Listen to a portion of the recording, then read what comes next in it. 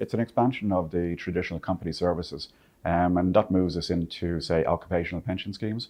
You might have an international company that has employees in Singapore, but in Kazakhstan and Kenya, and they might want one international plan that can deal with all of those clients. They're not necessarily looking for tax breaks for their employees, but a safe place to save money. And we can do that in the likes of Guernsey and Isle of Man, but also in Hong Kong.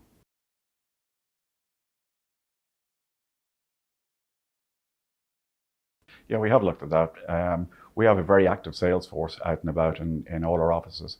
But in order to grow the business, we do need to look wider.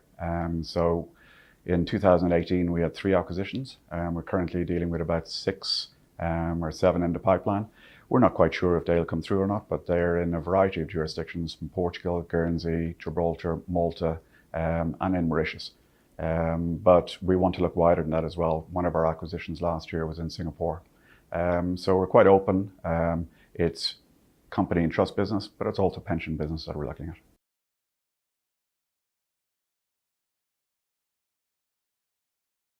It's a common law jurisdiction, and it's really the gateway to Africa with the amount of double tax treaties with lots of African countries. And yeah, when you visit and realize that the accountancy firms, how large they are, the big legal firms, a lot of M&A work that's happening there. And we are seeing more activity in North, East, West Africa. The banking services are very, very good. We have 24 banks in Mauritius, and they're all crying out for business. It's unlike elsewhere in that respect. So it's a good jurisdiction to set up easy banking, but also as a gateway into Africa. And there's new businesses setting up in Africa, such as the e-gaming sector, which we're targeting as well. And it's just a lot of activity in those particular areas. As I say, Europe is a mature market, and people are now looking elsewhere, and that's just one of the markets they're looking at.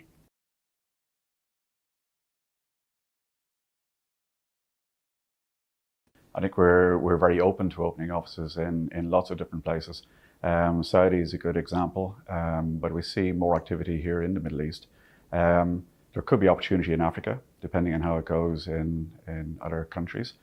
We have an office in South Africa, but we could be looking at, say, the likes of Kenya or a country in West Africa as well. We're quite open in that respect. It depends on the amount of business that we're getting through and the business levels that are coming.